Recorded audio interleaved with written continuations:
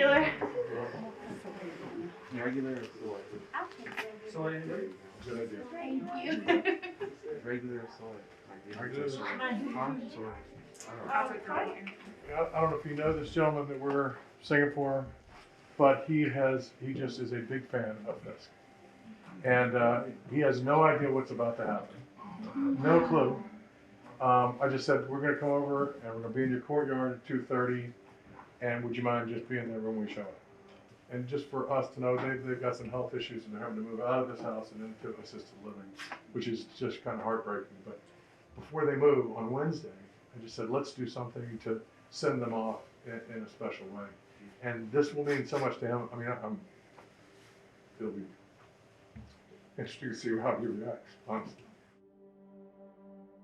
So I met Ben Rechter probably 16 years ago. We served on a board together here in Nashville. And he was always very serious, but very impassioned about the things that he wanted to accomplish in Nashville. And that was kind of a constant theme. It always seeped into the board activity and anything that he was talking about on the business side of his personality. And then probably, I guess it was 7 or 8 years ago, he called me into a meeting and said, I have something I want to talk about. I'm pretty serious about it. I said, okay. So we sat down and he said, I have a concern, and this is after the flood of 2010 here in Nashville. He said, I have a concern that as Nashville has sort of grown and gotten this great new self-esteem, and there's a lot of national spotlight on the city, there are a lot of people who have not shared in the affluence and that growth that has benefited a lot of us here in the city. He said, and I want to try to figure out what to do with it. Because he said, I don't think Nashville will ever reach its true potential as a city unless we do. And he said, I don't know what that is. I don't exactly know what to do, or I'd have already done it. And I said, well, okay, let me think about it. So flash forward, I sort of let that marinate for about a year, maybe a year and a half. And then as it happened, a friend of ours introduced us to this photojournalist, Flip Holsinger, who was on his way from Haiti to New York and had a stopover in Nashville. And he said, you might have a need for a great photographer at some point, and this guy has great photography. So we met upstairs in our office, and the photography was great, but I was probably more attracted to his process the more he talked in getting the stories that he was showing us as examples. That was that he really embedded himself with whatever his subject matter was, whether it was a person or a location or a group of people, and he just listened. And he hung around, and he was present, and the longer he was there, eventually people opened up to him and told him their stories. So I introduced Flip to Ben on my front porch with my business partner about 4.5 years ago. And we sat down and we talked about Flip's process, and Ben sat straight up in his chair and said, let's do it. Signed a contract that day. So that began the We Are Nashville project. Flash forward a little bit, Ben actually moved into my neighborhood and was my backdoor neighbor, so I got to see a little more of him. We had these briefings with Ben to tell us what the heck we were doing, because he was funding this thing. He was the benefactor. And so we had these briefing meetings, and along the way he let it leak out that he had always had projects like this, just nothing quite as grand as this. And what we found out was, he really had kind of saved the symphony at one point, early 1990s. He had made large donations to Fisk University. He was a big benefactor behind the National African American Museum, which finally came out of the ground and seems to be a great success. But this thing he had a passion for, which was a way to, how do we affect the entire population of a city to act differently, to behave differently to each other. And he said, I want people to treat everyone else here like family. And I don't know how to do that, but that's what we need, is we need people to look at each other and be aware of their needs and help people live the best life possible they can in every corner of the city. And he said, how do we do that? And early on in our first meeting, Flip said, well, you can't be a family until you know each other. And that's how the project started. It was remarkable to know that this man had this great business success, but had also fostered and lit so many positive fires within the city without ever asking for any naming rights or ever really letting anybody know that he'd done these things. And the same was true with We Are Nashville. He told no one and wanted us to tell no one that he was behind it until more, the end of the project. Unfortunately, toward the end of the project, he found out that he was ill and had pretty severe condition, and ended up, of course, being housebound by his condition and additionally by COVID, which was a double whammy for him. And at that point, he finally said, I'm gonna have to move into assisted living with my wife and get some care for both of us. And I think it was the day before or the week before he was gonna move to assisted living, I called and arranged for the Fisk Jubilee Singers to come and sing in his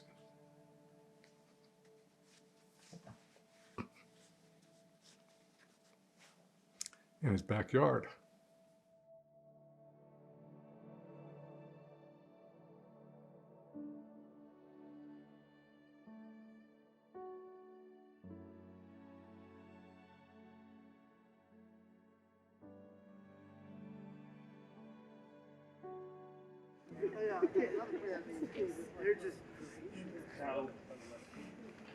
Hello, Terry. Hello, Ben. How are you? I'm fine. Do you mind if we enter your courtyard? Please go ahead. We have a crew in here. We'll bring them in.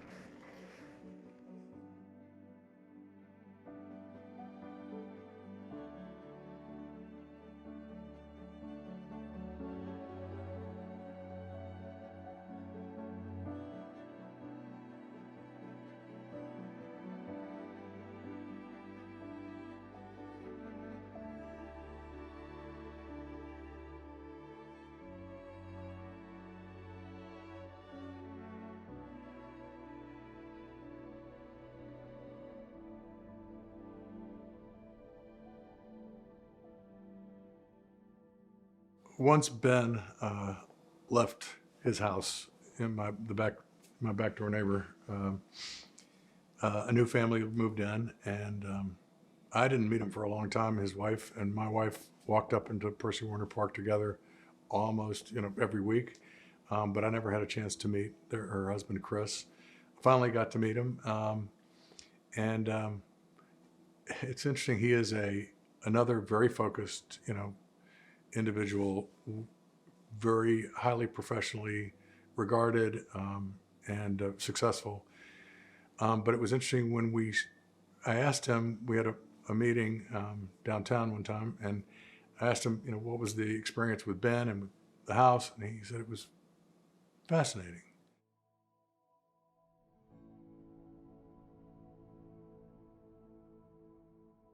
It's interesting that, again, I haven't met the man, but when I speak to somebody, the previous owner of my house, they say he was a serious man. Okay, right? He was also an incredibly, giving man. Okay, interesting, right? He was a great businessman, right? Different data points. Like all these different data points. Like usually people are fairly one or two dimensional. Right. Usually, right? It just seems like everybody you talk to has a different dimension of this person called Ben Rechter. You just see a different dimension, and it's just live in his house. And then I hear like, oh, you live in Ben's house. And it seems like, I think I will always live in Ben's house, to tell you the truth, right? So, every time we meet somebody, I know we haven't been here long, but still, I feel like for the next 20 years, it's gonna be, oh, you live in Ben's house. Did we ever show you the video from out here? No, you didn't.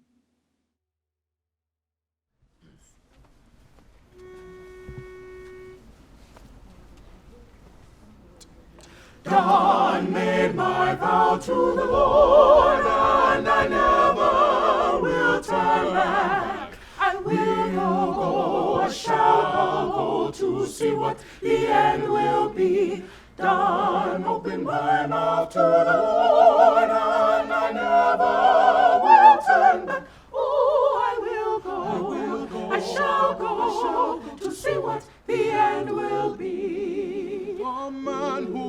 loves to serve the Lord. I will go, I shall go. Will surely get his just reward. To see what the end will be. Done, made my vow to the Lord, and I never will turn back. I will go, I shall go, to see what the end will be. When every star refused to shine, I will go, I shall go. I know King Jesus will be mine. To see what the end will be. Done, made my vow to the Lord, and I never will turn back. I will go, I shall go, to see what the end will be. Sometimes I'm up, sometimes I'm down. I will go, I shall go, but still my soul feels heavenly bound. To see what the end will be. Done, made my vow to the Lord, and I never will turn back. I will go, I shall go. It must have been special for them as well. They said it was the most special of everything that they've done in their 4 years. They've been over for 4 years. Yeah. It was the most special personal presentation that they had done of everything. To see what the end will be.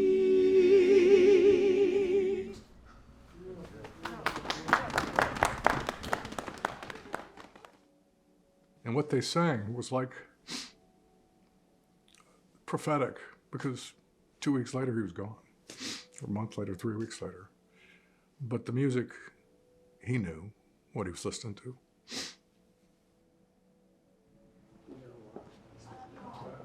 Love you, Flip. Chief, love you, brother. Thank you, bro. Thank you. Too much. Thank you. Too much. It was awesome. You overwhelmed me. Good. I mean, That was the really, point. it's too much. I can't in all of my days. I couldn't imagine it happening.